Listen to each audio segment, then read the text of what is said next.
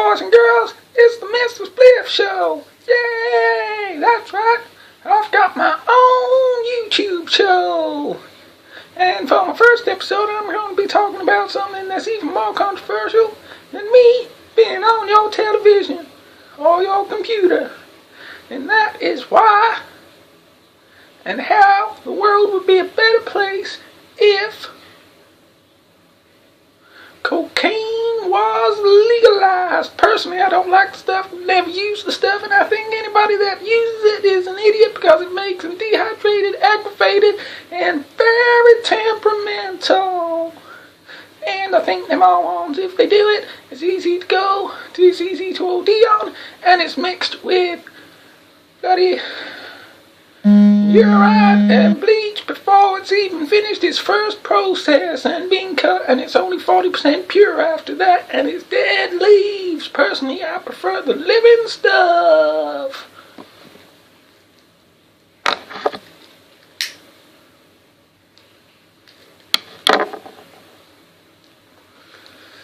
But how, you're wondering, is this good for the world?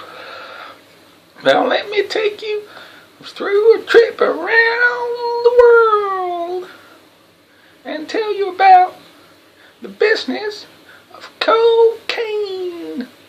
Basically, it starts off in Brazil, Peru, and the Amazon with its new strain, where they can now do more and grow it in some very wet climates that they used to be able not to, but now can.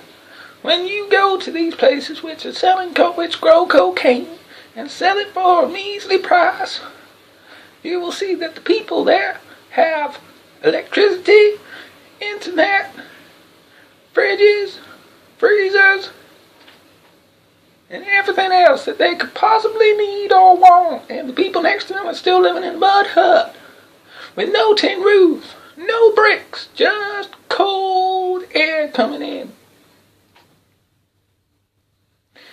And once they done that, they then sell it to the person in charge of the cocaine throughout that area and those villages, asking for them to do it. Of course, the police will make sure that nothing's happening.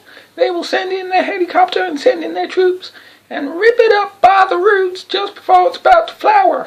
And somehow they manage to afford the $3 million a year expenses on police force, even though they say they destroy the cocoa plants that they acquire and use for the distribution and making of cocaine. But how are they funding their war on it? Is what I want to know. Where's this money coming from? But it goes up to them. It then goes from them up through the middle people up to the cartel in Mexico. And once it's up there, a kilo of cocaine will cost $23,000 to $25,000. So that means that there's a big shot in America or Europe ordering this stuff in. Now from the cartels, it goes to the middleman that can then organize it to be shipped around the world, because he's got his fingers in all the pies of the distributional services and excise and customs and imports and exports throughout the world, and there are plenty of people in his pocket, and for every five that come through of big loads of drugs, one is caught.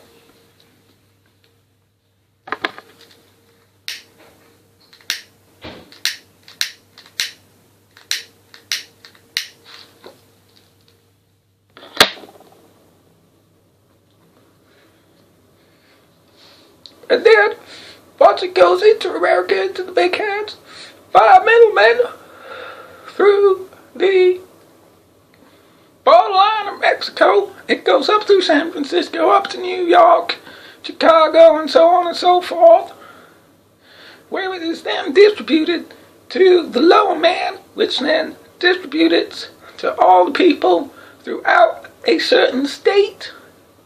Many of them being biker gangs, not trying to sound stereotypical or put anyone down, but those are the main people that they sell this to then sell it to the people who sell it to the people on the street.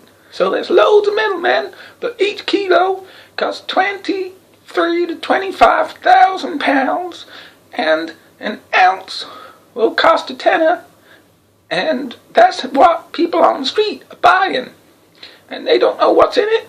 They don't know what it's used for or cut by. And the people who are growing it don't ask what it's used for, because they're not in a state of richness to ask. They're in a state of poverty, and therefore they've got to do it. Now when it gets to Mexico, there are 3 cartels. Can't remember the name of 2 of them. One of them's called the Knight Templar. And the Knight Templar, they look after their third of Mexico by keeping out the other drug cartels and looking after their employees, if you will, of their part of Mexico that help import and export the cocaine and other drugs that they are importing from the South of America.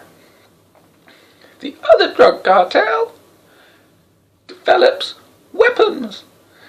These weapons include submarines that are undetectable by radar, and firearms and guns, which is undetectable by metal scanners, whatever they're called. I don't know, I forget, I'm a spliff.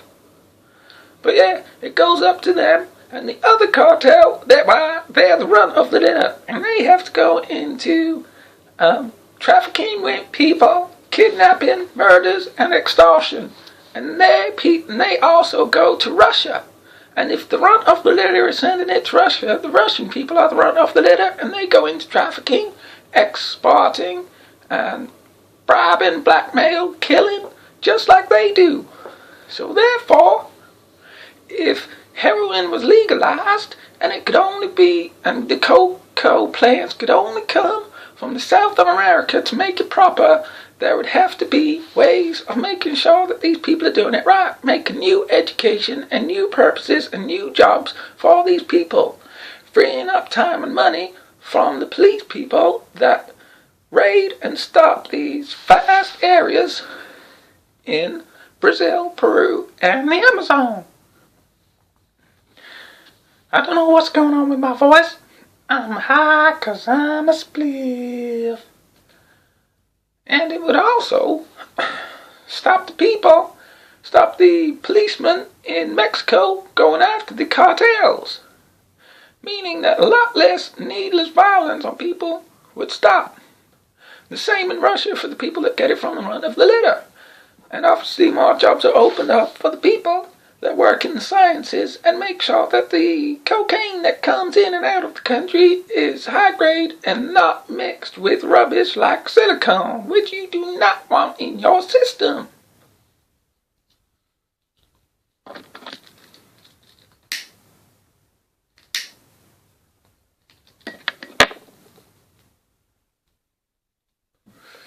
It would also free up the people on the street, the dealers that are legit can go legit, and the police won't have to be stuck fighting a war on drugs. They will never stop the drugs, because to do it they would have to go to war with Mexico, because the cartels that look after their parts of Mexico, those people are willing to die for that cartel. So to stop the drugs you would have to go to war with Mexico, and you don't want that. So therefore they can't stop the war on drugs. So therefore making cocaine legal would free up all those taxpayers' money throughout Europe and the Americas. Think how much money that is. Think how much more jobs that is for people that want to sell the drugs or look into the drugs, mass produce the drugs, and, make sure the drugs are up to standards and codes that the government can enforce.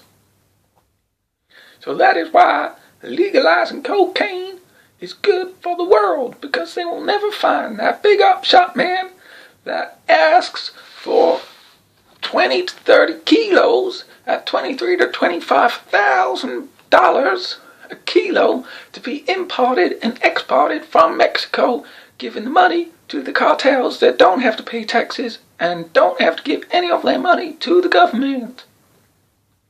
So think on that for a while. Hang on 1 second.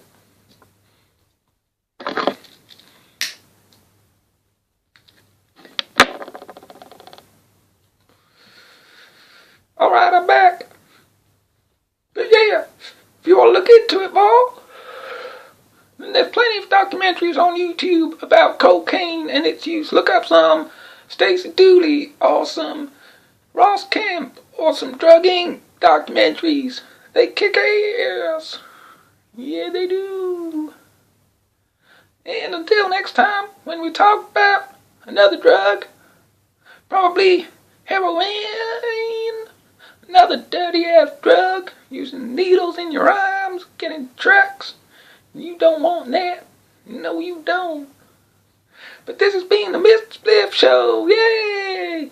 Right, share, like, and all that other stuff you do when you don't really know what you're doing anymore because you're too high to know any better.